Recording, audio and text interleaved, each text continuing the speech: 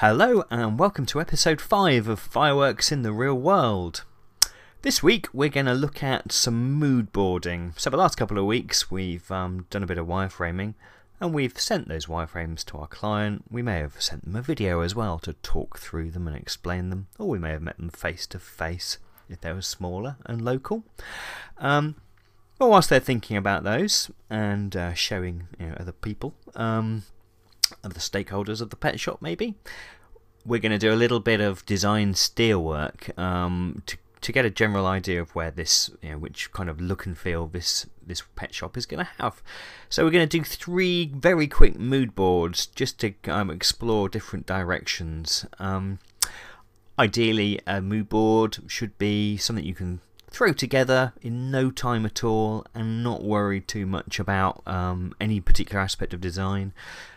We're just trying to get moods, so we're kind of grabbing things from wherever we can find them, really. Could be magazines, could be websites, could be photographs, any kind of inspiration. We're going to do it digitally. You can do it on paper as well, which can give a better result because it's not tied down to digital components, which is where the web lives. It's nice sometimes to be able to provide a different context. So paper can be a solution, but we're not going to do that. We're going to use Fireworks just as a quick layout tool, and we'll start by looking at a few quick things we need to do before we do any kind of design work generally in Fireworks. Okay, so I'm going to go into the preferences. On a Mac it's the Fireworks menu preferences. Very similar on a PC from what I remember. Lots and lots of preferences in here. I'm not going to go through them all because that will take all day. A few important things. The default seems to be about 20 undo steps, which for me, I seem run out of 20. It says you can have up to 1009, which seems a bit of overkill. I'll set it at a couple of hundred. The more you use, I guess, the more memory or disk space it must be using somewhere or other to store it all. This one's quite intriguing. Now it defaults to bicubic best for smooth gradients. This is some kind of mathematical interpolation that's going on between colour changes. I don't know how that works, but I sometimes find, even though that says it's best, sometimes I find soft is a little bit better for subtle gradients, because Fireworks seems to be a little bit I don't know, it's not quite the same as other packages I've used. It kind of tapers off somehow, so it can be useful to fiddle about with the settings to try and get a better gradient on fades and things. So loads of other colour options for guidelines and default options. You can even change the colour of all your guides. Grid settings quite useful. Depending on the size of your design grid, it can be good to match the other grid in here. Now the grid is basically Fireworks kind of squared paper grid that you can use to line things up to your heart's content. Let's just turn that off. I don't want that at the moment. Okay, so I'm going to create a new document. Yeah, I've already done this. 1280 by 800 is the kind of size I use for mood boards. I tend to zoom out because that's quite big. You can see the entirety quite nicely on this particular screen. Some very useful screen shortcuts.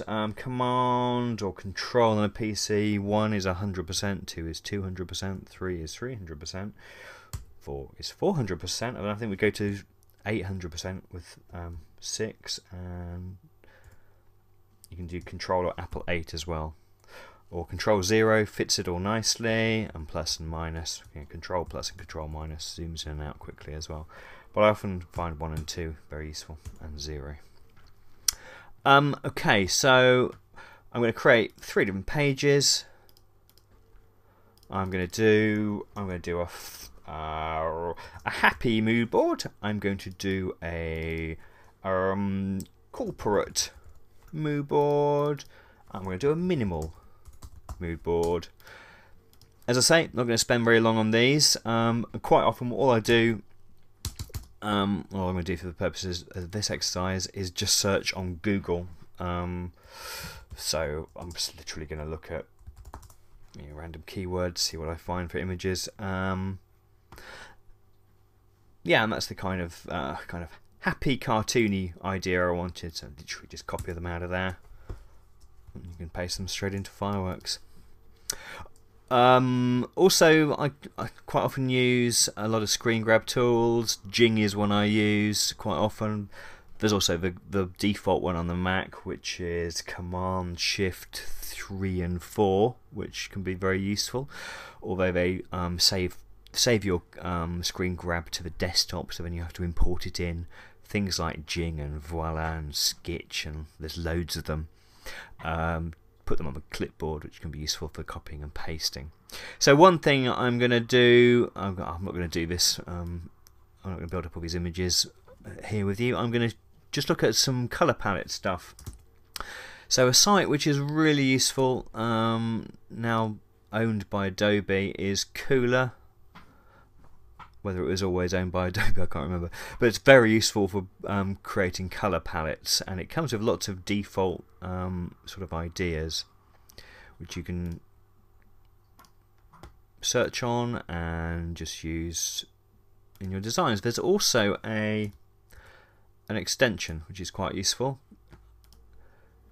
So if where's it gone? It's a window extension, Cooler. I think that's how it was pronounced.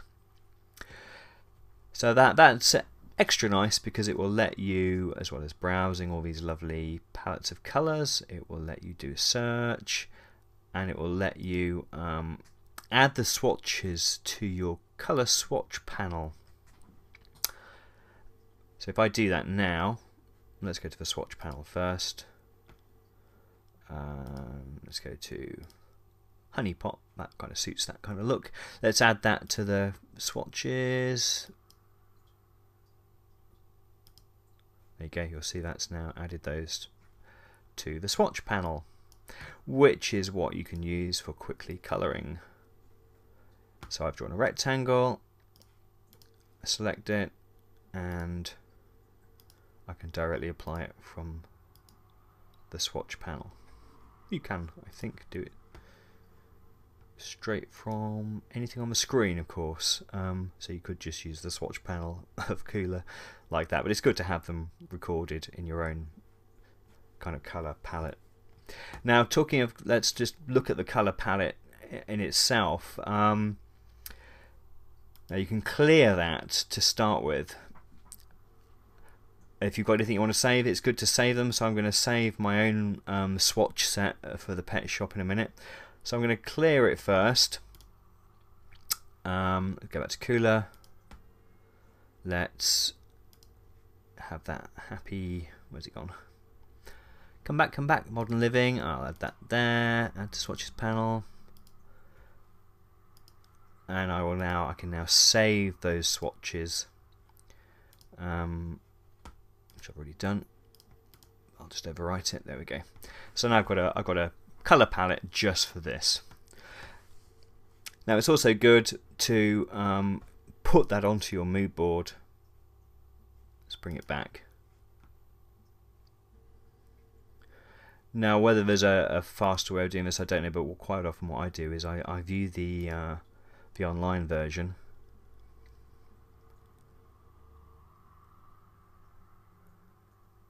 There we go. It's gonna put it in nice and big. I then just do a color grab, a screen grab, and Jing lets me capture it, copy it, switch back, paste it in. You could just create your own squares or circles or whatever and color them in, but I find that a nice quick way to show a color palette. So here are 3 quick mood boards. I've literally spent about 5 minutes on each, just grabbing things from various places, including my own kind of library of stuff that I quite like, which is where that one came from. So there's my happy mood board, got ideas of icons, idea about a font, kind of sketchy ideas, colour palette. Corporate, so different feel, you get the idea. It's a different kind of more photographic, more serious, bolder, cleaner, more magazine-y or corporate-y looking. Bit of texture. I've actually used Fireworks texture tool, so I've drawn a rectangle and used the texture tool, and Fireworks has got a whole bunch of really useful textures which you can apply subtly or otherwise, but they're really great repeating textures, and we'll look at those a bit more detail later on. But there's no subtlety to the texture I've chosen there. It's a good old kind of ginghamy checkerboard. There's another mood board, minimal one. So I've just grabbed a bit of a minimal website I found, some simple palette, some simple icons, cut out images, and a kind of moody, cool color palette from Cooler. Okay, so what I do quite often at that point is I just stick a title block on it, and I might write a little bit down here. Everything's quite. I mean, the idea of mood boards is they're kind of randomly laid out, so if these are a bit too linear, I might just kind of randomly rotate a few things so it looks a bit more a little bit less lined up. So just angle things round, so you're trying to get across these are just some random ideas. It's not a website by any means, it's just stuff. And quite often the little title block I'll put on every page, so I've just drawn a couple of rectangles. I've put those in a new folder, a new layer. I can now share that layer to the rest of the pages. So that's now on every page, so that's quite easy. So then I'll write some blurb. I quite often stick some little notes up here as well. I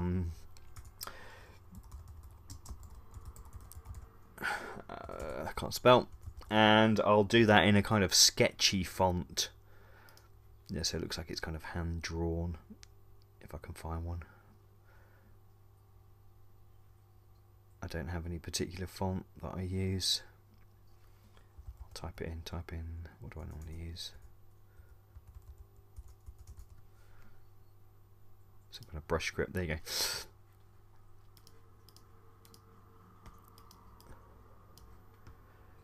So it's small enough that it doesn't really distract, but it can add a bit of helpful advice. Not advice, but it'll describe the elements on the page. Bold slab serif, bold navigation, that kind of thing, just to pinpoint the ideas that you've put together. Okay, so I can send those off to the client and talk him through and see what he or she thinks is the best way forwards. So next time we're going to look at working one of these up into a kind of more thought through design comp layout from combining our wireframes and our mood board, and kind of start thinking about creating a prototype. So more next week. Thank you very much.